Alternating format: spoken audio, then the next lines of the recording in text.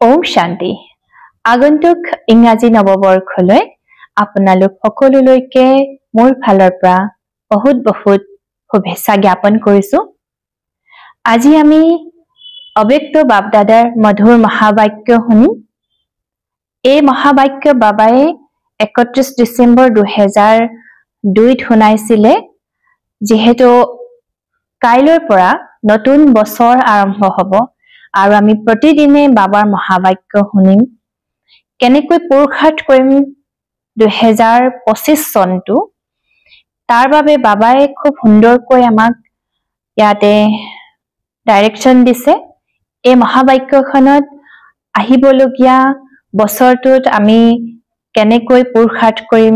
কেনেকৈ দিনবোৰ পাৰ কৰিম আৰু কি সফল কৰিম, ইয়াৰ ওপৰত খুব সুন্দৰকে বাবাই বিস্তাৰকে বুজাইছে। এখন হৈছে 29/12/2024 অব্যক্ত বাপদাদাৰ মধুৰ মহাবাক্য। আজি আমি একেলগতে শুনো, যাতে আমি অহা কাইলৈৰ পৰা সেইটো সমানত থাকি মহাবাক্যও শুনিম আৰু লগতে পুৰুষাৰ্থ কৰিম। মুৰলীৰ হেডলাইনটো হৈছে এই নতুন বছৰত সকলো সম্পদ সফল কৰি সফলতা মূৰত হোৱাৰ বিশেষত্ব দেখুওৱা। মানে সম্পদ, সকলো খাজানা, কি খাজানা, কি সম্পদ, সেইখিনি আমি জানো। তথাপিতো বাবাই ইমান ধুনীয়াকে কৈছে যে সময়ৰ সম্পদ আছে, শান্তিৰ, শক্তি, জ্ঞানৰ, এই সকলোবোৰ সম্পত্তি হয় পৰমাত্মাৰ পৰা পোৱা। তাক আমি এতিয়া সফল কৰিব লাগে, আনকো বিলাব লাগে। আজি নৱযুগৰ ৰচয়িতা, নৱজীৱন দাতা বাপ দাদাই নৱবৰ্ষ উদযাপন কৰিবলৈ আহিছে। 2002 চনৰ মহাবাক্য। তোমালোক সকলোৱেও নৱবৰ্ষ উদযাপন কৰিবলৈ আহিছানে? নৱযুগ উদযাপন কৰিবলৈ আহিছা। এতিয়া নৱবৰ্ষটো এদিন নহয় জানো? বাবাই কৈছে তুমি এতিয়া নৱবৰ্ষ পালন কৰিবলৈ আহিছানে মধুবনলৈ? নৱযুগৰ পালন কৰিবলৈ আহিছা। নৱবৰ্ষটো সকলোৱে উদযাপন কৰে, কিন্তু তোমালোক সকলোৱে নৱজীৱন, নৱযুগ আৰু নৱবৰ্ষ তিনিওটা উদযাপন কৰি আছা। বাপ দাদাইও ত্ৰিমূৰ্তি অভিনন্দন জনাইছে। আৰু সেই ত্ৰিমূৰ্তি অভিনন্দন কি হৈছে? ইজনে সিজনক নৱবৰ্ষ অভিনন্দন জনায় আৰু লগতে কিবা নহয় কিবা উপহাৰ দিয়ে। কিন্তু ত্ৰিমূৰ্তি অভিনন্দন কি বাৰু? ইয়াত কলে যে নৱজীৱন, নৱযুগ আৰু নৱবৰ্ষ। বাবাই উপহাৰ কি দিয়ে? বাপ দাদাই তোমালোক সকলোকে কি উপহাৰ দিছে? স্বৰ্ণিম জগতৰ উপহাৰ দিছে। সকলোৱে স্বৰ্ণিম জগতৰ উপহাৰ প্ৰাপ্ত কৰিলা নহয়? যি স্বৰ্ণিম জগতত নৱযুগত সৰ্বপ্ৰাপ্তি আছে। নিজৰ ৰাইজৰ স্মৃতিত আছানে? অপ্ৰাপ্তিৰ কোনো নাম চিহ্ন নাই। এনেকুৱা উপহাৰ বাপ দাদাৰ বাহিৰে আন কোনেও দিব নোৱাৰে। সমগ্ৰ বিশ্বত যদি কিবা অতিকৈ ডাঙৰ উপহাৰ দিয়েও তেন্তে কি দিব? ডাঙৰতকৈ ডাঙৰ মুকুট বা সিংহাসন দিব। যেতিয়া স্থাপনা হৈছিল, স্থাপনাৰ সময়ত যিসকলে আছিলে, মানে যজ্ঞৰ আৰম্ভণিতে সেই সকলো বাবাৰ সন্মুখত বহি আছে। তেতিয়া আৰম্ভণিত পিতা ব্ৰহ্মাই সন্তানসকলক সুধিছিল, যদি তোমালোকক আজিকালিৰ কোনো ৰাণীৰ মুকুট আৰু সিংহাসন দিয়ে তেন্তে তোমালোক যাবানে? স্মৃতি আছে নহয়? দাদীসকলক বাবাই সুধিছে, এনেকে মনত আছেনে বাবাই কি সুধিছিলে? তেতিয়া সন্তানসকলে কৈছিল যে এই মুকুট আৰু সিংহাসন কি কৰিম? যিহেতু পিতাকেই পাই গলো, মানে ভগৱানকে পাই গলো, তেন্তে এয়ানো কি? গতিকে এই স্বৰ্ণিম জগতৰ উপহাৰৰ তুলনাত আন কোনো উপহাৰ ডাঙৰ হব নোৱাৰে। অনেক সন্তানে সোধে তাত কি প্ৰাপ্তি হব? বাপ দাদাই কয় যে প্ৰাপ্তিৰ তালিকাটো দীঘলীয়া, কিন্তু সাৰাংশ ৰূপত কি হব, কি কবা? অপ্ৰাপ্তি একো বস্তুৱে নাই। চমুকে যদি কবলৈ যায়, সাৰটো যদি কবলৈ যায়, অপ্ৰাপ্তি তাত একোৱেই নাই। বাপ দাদাই কয় যে প্ৰাপ্তিৰ তালিকা বহুত দীঘল। যি জীৱনত লাগে সেয়া সকলো প্ৰাপ্তি হব। গতিকে এনেহেন সোণালী উপহাৰৰ অধিকাৰী আত্মা হোৱা। অধিকাৰী হোৱা নহয়, ডবল বিদেশী অধিকাৰী হোৱা নে? ডবল বিদেশী ভাই বহেনসকলক বাবাই সুধিলে। সকলোৱে হাত লৰালে। সকলো ৰজা হবানে? তেন্তে ইমান সিংহাসন তৈয়াৰ কৰিব লাগিব ইমানখিনি যদি যায় তো ইমানখিনি সিংহাসন তৈয়াৰ কৰিব লাগিব বাপ দাদাই কয় সেই সিংহাসনটো মাথু সিংহাসন সৰ্বপ্ৰাপ্তি হয় কিন্তু এই সংগম যুগৰ স্বৰাজ্য তাতকৈ কম নহয় এতিয়াও ৰজা হোৱা নহয় প্ৰজা হোৱা নে ৰাজকীয় পৰিয়াল হোৱা মানে এতিয়া ফ্যামিলিত যাবনে মানে ৰজা হ'ব একমাত্ৰ পিতাই আছে যিয়ে গৌৰৱেৰে কয় যে মোৰ এটি সন্তান ৰজা হোৱা নহয় ইমান আত্মিক নিচা আছে নে মানে ৰজা হওঁ মানে মই ভৱিষ্যতৰ মালিক হওঁ ইমান নিচা আছে নে কিয়নো এই সময়ৰ স্বৰাজ্যৰ দ্বাৰাই ভৱিষ্যতৰ ৰাজ্য প্ৰাপ্ত হয় এই সংগম যুগ বহুত অমূল্য শ্ৰেষ্ঠ সংগম যুগক বাপ দাদা আৰু সকলো সন্তানে জানে আনন্দৰে সংগম যুগৰ কি নাম দিয়ে আনন্দ উল্লাসৰ যুগ সংগম যুগ মানে আনন্দ আৰু উল্লাসৰ যুগ কিয় এই সংগমৰ দৰে আনন্দ উল্লাস গোটেই কল্পত নাই কাৰণ হৈছে পৰমাত্মা মিলনৰ আনন্দ উল্লাস গোটেই কল্পত এতিয়াহে প্ৰাপ্ত হয় সংগম যুগৰ এটি দিন কি হয় কেৱল আনন্দ উল্লাস আছে নহয় আনন্দ উল্লাস সদায় জয় পৰিটো নোযোৱা নহয় প্ৰতিটো দিনেই উৎসৱ কিয়নো উৎসাহ আছে উদ্দীপনা আছে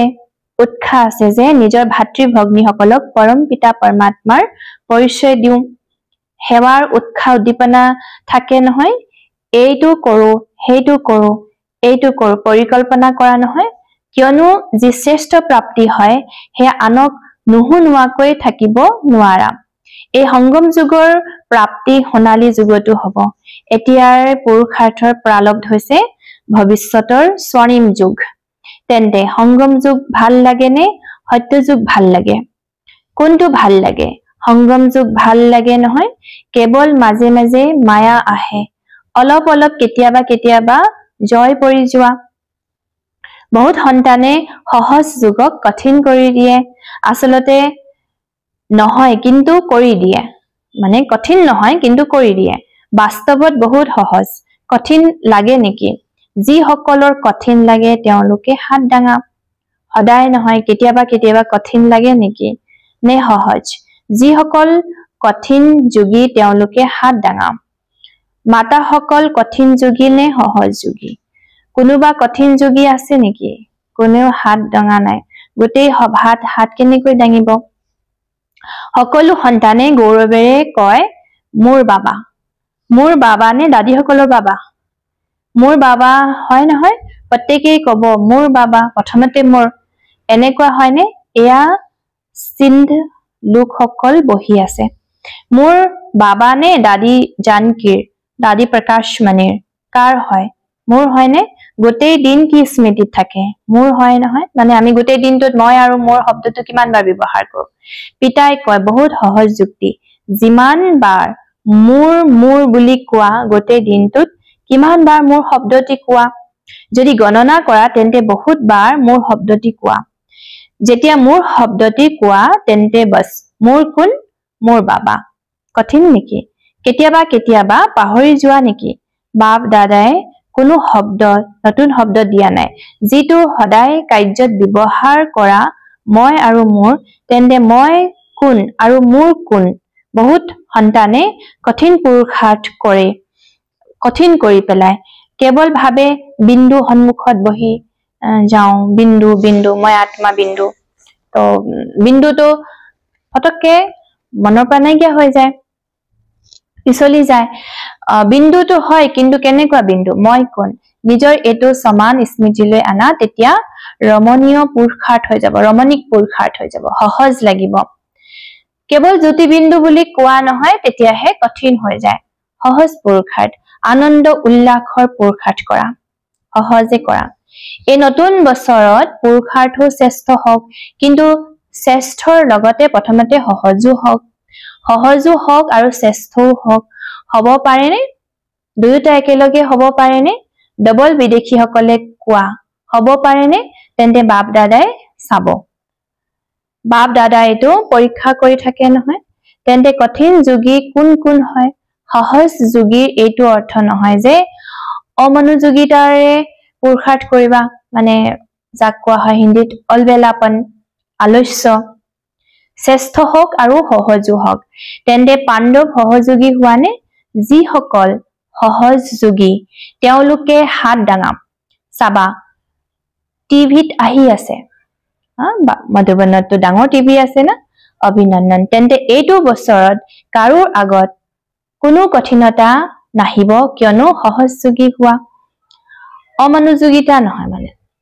আলসি টাইপ নহয় সময় অনুসৰি এই নৱবৰ্ষত সকলোৱে বিশেষ এইটো লক্ষ্য ৰাখিব লাগে যে যিয়ে সম্পদ প্ৰাপ্ত হৈছে যি খাজানা প্ৰাপ্ত হৈছে সময় সংকল্প গুণ জ্ঞান শক্তি সকলোতকৈ শ্ৰেষ্ঠ সম্পদ হৈছে সংকল্প শ্ৰেষ্ঠ সংকল্প শুভ সংকল্প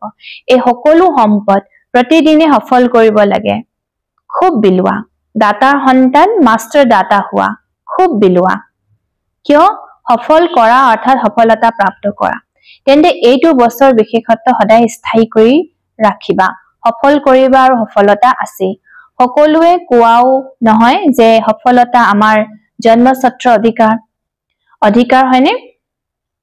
তেন্তে সফল কৰা আৰু সফলতা প্ৰাপ্ত কৰা যিকোনো কাৰ্য কৰা কিবা নহয় কিবা সম্পদ সফল কৰি যোৱা আৰু সফলতাৰ অনুভৱ কৰি যোৱা সফল কৰিলেহে আমি সফলতা অনুভৱ কৰিব পাৰিম ভাবা সফলতাৰ অধিকাৰ তোমালোক ব্ৰাহ্মণ আত্মাৰ বাহিৰে আন কাৰোৰ অধিকাৰ হ'ব নোৱাৰে কিয়নো পিতাই তোমালোকক সফলতা ভৱৰ বৰদান দিছে বাপ দাদাই সদায় কয় যে এটি ব্ৰাহ্মণ আত্মা সফলতা স্বৰূপ সফলতাৰ ভৱ হোৱাৰ নহয় নে পৰিশ্ৰম নেকি বাবাই কৈছে এতিয়া তোমালোকে সফলতাৰ তৰা নে ফিৰ পৰিশ্ৰমৰ তৰা হ'ব লাগে তো সফলতা কে সিতাৰে বাবাই মানে বিচাৰে যে আমি সফলতা কে সিতাৰে সফলতাৰ তৰা যাতে হ'ব পাৰো তো এতিয়া বাপ দাদাই সকলো সন্তানক সফলতা তৰা এটো স্বৰূপত চাইছে স্মৃতিত আছেনে পিতা ব্ৰহ্মাই আদিতে কিমান সময়ত সকলো সফল কৰিলে অন্তলৈকে সময় নিজৰ সময় সংকল্প সফল কৰিলে লাগিলে কৰ্মাতিটো হৈ গল তথাপিও কিমান পত্ৰ লিখিলে সময় সফল কৰিলে নহয় অন্তিম দিনটো মুখেৰে মহাবাক্য উচ্চাৰণ কৰিলে অন্তিম দিনলৈকে সকলো সফল কৰিলে সেয়েহে সফলতা প্ৰাপ্ত হৈ গল তেনে পিতাক অনুসৰণ কৰা বাস্তৱত সংগম যুগৰ এটি সংকল্প এটি সেকেন্ড সফল কৰা মানেই সফলতা মূৰত হোৱা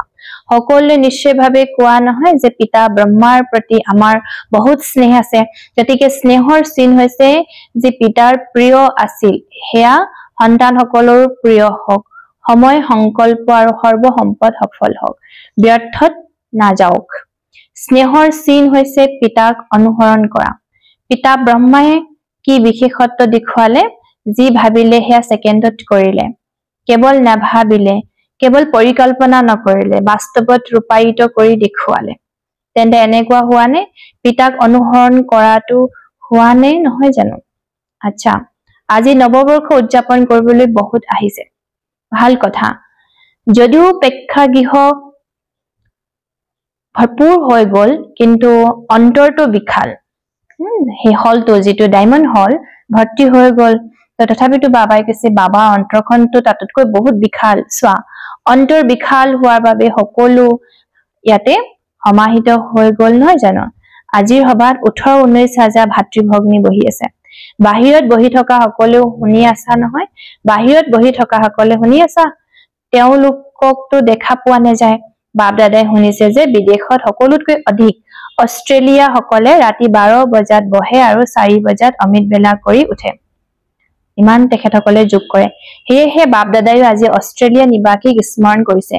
শুনি আছে ইয়াত থকা অষ্ট্ৰেলিয়া নিবাসী সকলে হাত দাঙাম তিমূৰ্তি অভিনন্দন প্ৰথমতে অষ্ট্ৰেলিয়া নিবাসী তাৰ পাছত সকলোৰে প্ৰতি তো তিমূৰ্তি অভিনন্দন কি আছিলে নৱজীৱন নৱযুগ আৰু নৱবৰ্ষ এইটো বছৰৰ লক্ষ্যৰ বিষয়টো শুনালো সফল কৰা আৰু সফলতা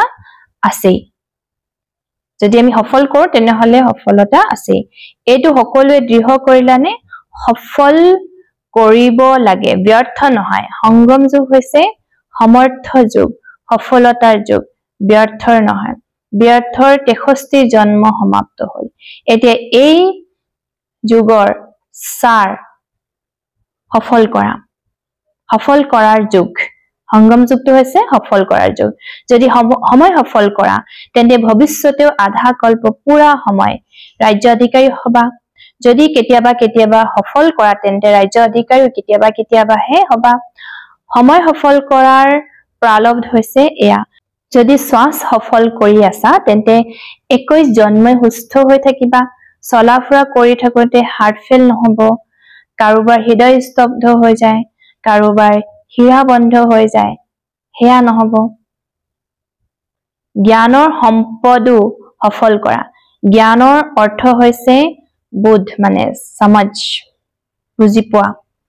তাত ইমান বুদ্ধিমান হৈ যাবা যে কোনো মন্ত্ৰীৰ প্ৰয়োজন নহয় আজিকালিতো সোৱা শপত গ্ৰহণ কৰিয়েই প্ৰথমে মন্ত্ৰীমণ্ডল গঠন কৰে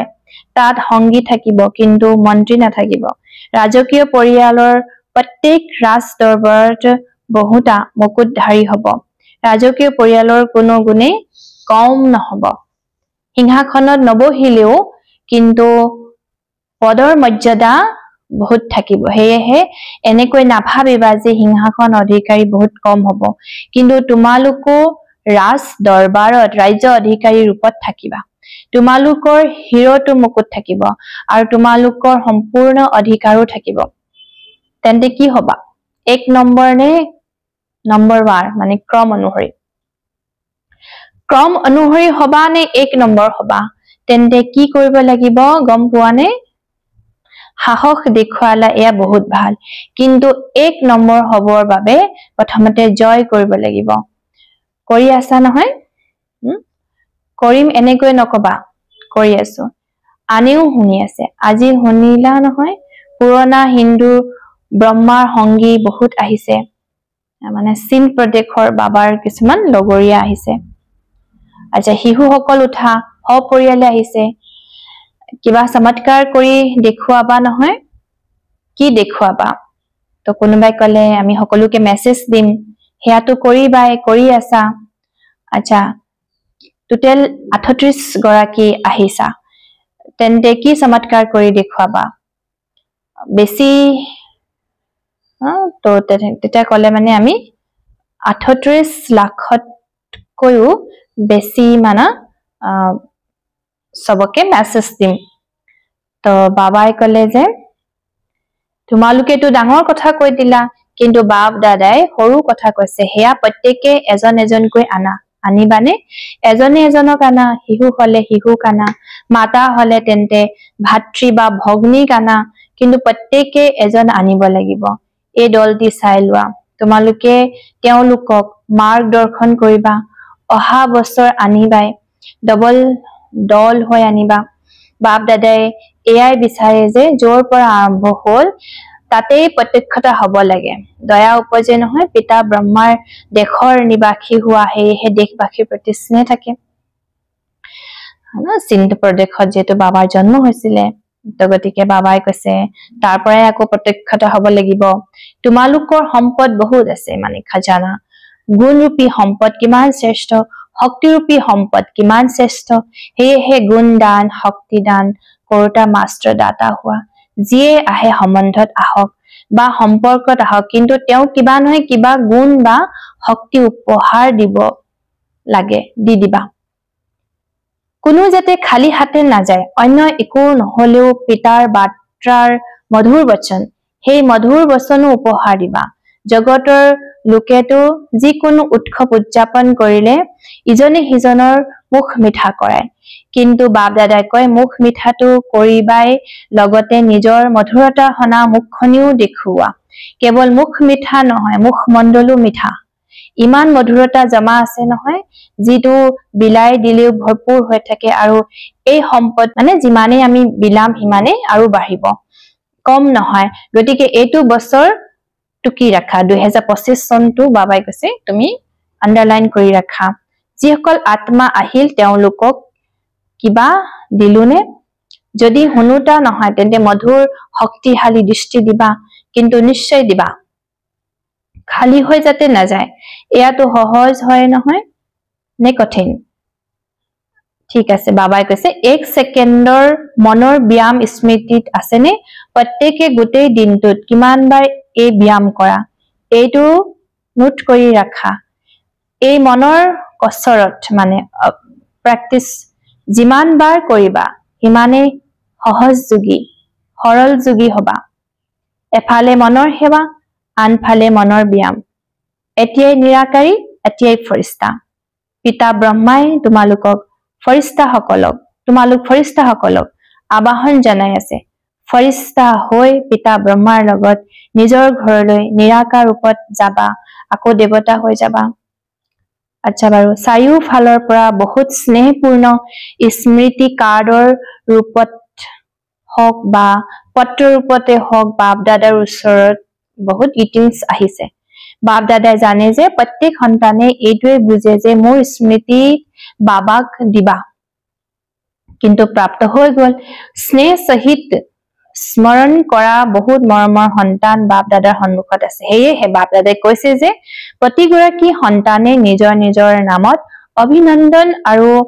অন্তৰ আশীৰ্বাদ স্বীকাৰ কৰা ঠিক আছে তো বাবাই সকলোকে নতুন বছৰ উইশ কৰিলে তোমালোক সকলোৰ প্ৰতি নৱজীৱন নৱযুগ আৰু নৱবৰ্ষৰ বহুত বহুত পদম গুণা অভিনন্দন আৰু অন্তৰৰ আশীৰ্বাদ স্নেহপূৰ্ণ স্মৰণ আৰু নমস্কাৰ তো নতুন বছৰ শুভেচ্ছা বাবাই কেনেকৈ জনালে চাৰিওফালৰ অতি অমায়িক অতি মৰমৰ সন্তানসকলক পদম গুণ নৱবৰ্ষৰ অভিনন্দন